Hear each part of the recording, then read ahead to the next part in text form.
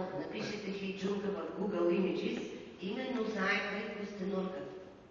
И аз винаги, понеже имам един прекрасен мъж, който непрекъснато иска да ме направи все по-добра шофьорка и по-добра шофьорка, и докато аз карам, той ми обяснява къде греша. И всеки път ми казва, че не е важно колко съм дигнала, а колко е средната ми скорост, което на практика е бърза и бавно. И обикновено, ако имате добра средна скорост, стигате по-бързо до морето, отколкото ако сте дигнали 200, но след това сте се заврели с един камион и сте карали 1 час и 20. Обикновено това е костенурката и заек. Единият скача много високо, другия ходи дълго, но бавно. Истината винаги е някъде по средата.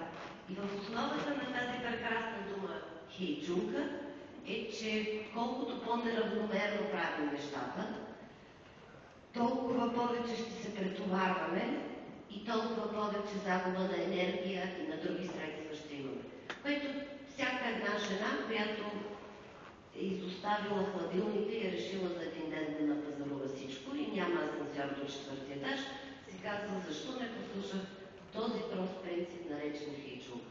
Вместо редовно да си купувам по-малко неща, които да не ми тежат, аз изведнъж купувам една огромно количество неща, ръцете ми отичат до потикача догоре, но съм много щастлива. Защо? Защото съм се прецакала самата аз в този момент.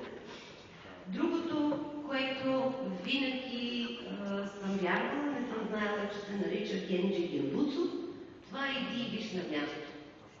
Няма как да можеш да управляваш от разстояние, без да знаеш за какво става въпрос.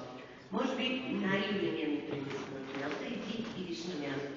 Няма как, когато не знаеш за какво става въпрос, да можеш да го направиш. А в самата книга го казват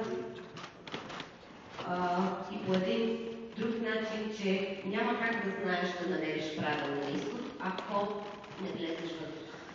Няма как да разбереш какъв е основният проблем, ако седиш от кабинета си и гледаш от прозореца как другите се мъчат да го решиш. Единственият начин да отидеш и ти с тях да си изцапаш ръцете. Да, следващия път, когато го направите, просто това е Генджи Генбуцу, много лесно за запомнение.